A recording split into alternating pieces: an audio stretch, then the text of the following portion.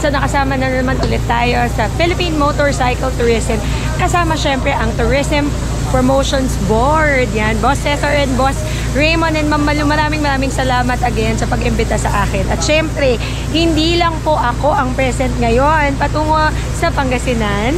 Pero kasama natin ngayon ang aking mga kapwa lady motovloggers. And kilalanin natin kung sino-sino sila. This is Boss Cesar, ang aming boss sa TBB. Hello, si Boss G. Yan, hello, si Roxanne Ventures, na naririnig ko ang mga tambucho kanina. Siyempre, ang aming mama.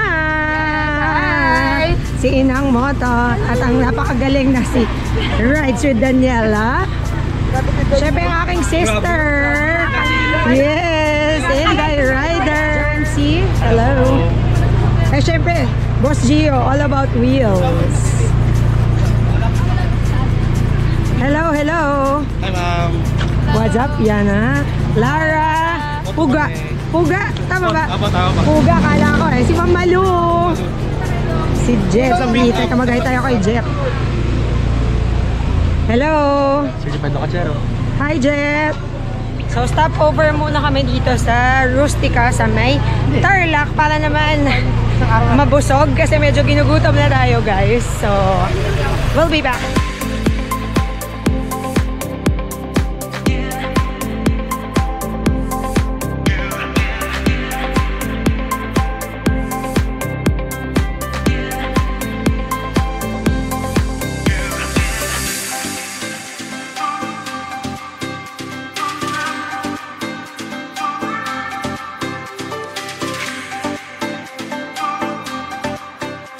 Bilang kung pang ilang stopover na namin to, pero sabi nila last na daw to bago kami mag-100 Islands. Nandito po kami ngayon sa Bued Mangrove Park. At yung mga nakikita nyo over there sa likod ko ay ang 100 Islands na.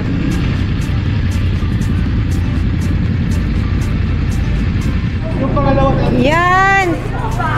After namin kumain, touchdown, Bolinao, Pangasinan. Nakikita ko na yung beach. Nakikita ko na yung alon. Parang tinatawag niya na ako, guys. Kasi sobrang lagkitan ko na. Alam mo yung pakiramdam na ang lagkit mo, ang baho mo, amoy araw ka. Feeling mo, hindi ka naligo kaninang umaga. Pero syempre, kailangan natin magmukhang fresh kahit hindi tayo fresh, di ba? Kailangan natin ngumiti. Kaya naman ngayon, magpapahinga kami ng very, very light. Kasi later naman, ay, mag-cruise kami habang kumakain ng dinner. Ayan, ang mga mukhang fresh pa din. Char! Si Puga, hello! Parang isda na dubok. Ayan, hello, certified lakotsero. At ang mga kasama pa namin, hello, hello, hello, hello. Ito may energy pa siya, oh. Ano sayaw? May energy, oh. Go! Oh, ala, ang tita sumasakit na ang likod. Ang tita.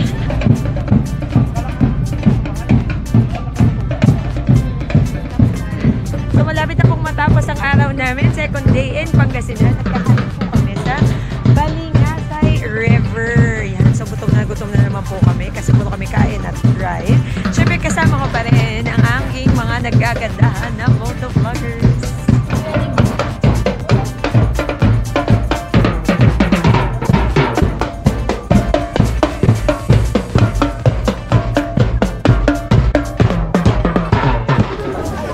Grabe yun, no? Napakasarap naman ang aming hapunan. So now, na-discover ko na hindi ko na pala kailangan pumunta ng Bohol para lang ma-enjoy na kumain habang nagko-cruise, diba? Dito lang pala yan matatagpuan sa Bolinao, Pangasinan.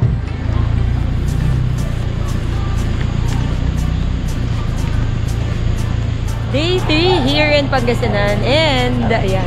We're visiting Enchanted Cave. This is their short Bolinao tour for us. And then mamaya babalik na po kami ng Manila. Pero syempre sasulitin natin ang last day namin dito. Mag-picture po rin kung gusto mo. Bakit po siya tinawag na Enchanted Cave? Nag-start po yan kay mother po. Okay po. Kasi nung nakita po niya yung loob ng kuweba, namangha siya. Sobrang mangha. Like, very enchanting talaga. Hindi ho dahil na maraming encanto rito. So, kaya po gano'n ang naging pangalan po ng Enchanted Cave. Dahil marami pong tao talaga na mamangha. Dahil sobrang ganda po ng tubig, ang linaw ng tubig, ang ganda ng kuweba. Bababa na kami papunta sa cave. Medyo matarik siya pababa. Kaya dapat dahan-dahan tayo. Kaya tayo may suot na hard hat. Tatry natin i-video dahan-dahan kasi medyo matarik. Baka mamaya dumulas ako. Sige, i-video ka. Hawak mo na. Bago camera, ha? Bago camera. Ako nasanay na po. Ayan, so guys, ito yung mga may mga rock formations kasi siya kaya kailangan mong mag hard hat. Pero nakakatuwa sila dito kasi yung nag-develop na sila. Ay, putik ka. Sorry. Ay, putik ka. Ayan, na-testing ko na yung hard hat. Matibay, matibay. So, ayan po. Medyo, ayan, gumawa na sila ng stairs para mas safe. Dati daw, nung mga unang panahon, lubid lang daw po yung ginagamit nila dito. Ayan, so meron na rin silang mga ilaw para kitang-kita natin yung ating mga daan. Ang ilaw pong ginagamit namin is 12 volts po. 12 volts. Wow, ang ganda! Solar system po. Solar po ilaw. Wow! Yes po, solar po. Solar. Para wala ng kuryente. Ingat lang po dito Ma'am, sir, good morning. Good morning po. Wow, ang ganda! Yan guys. Ayan ang fresh water. Teka, lapitan natin pero hindi tayo lalangoy.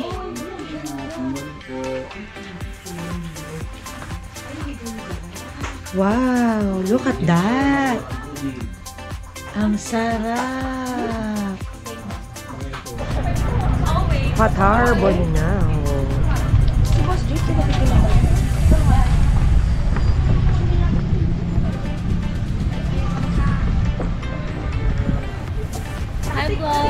Hi vlog.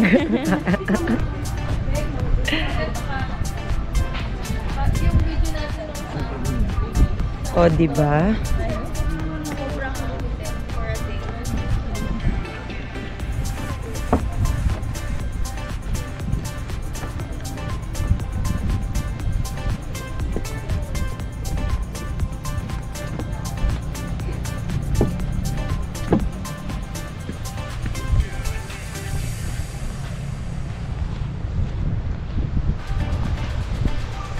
Yan! Finally, nakarating na rin po tayo sa Patar Beach.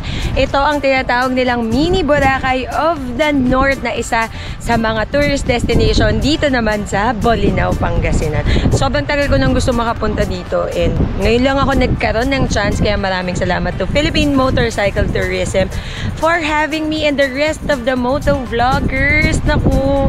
Nakaka-excite. Sana po makabalik ulit kami dito. And guys, kung gusto nyong makahanap ng mga magagandang mga lugar na malapit sa Metro Manila, hindi ganun kalayuan and at the same time, hindi rin ganun kamahalan.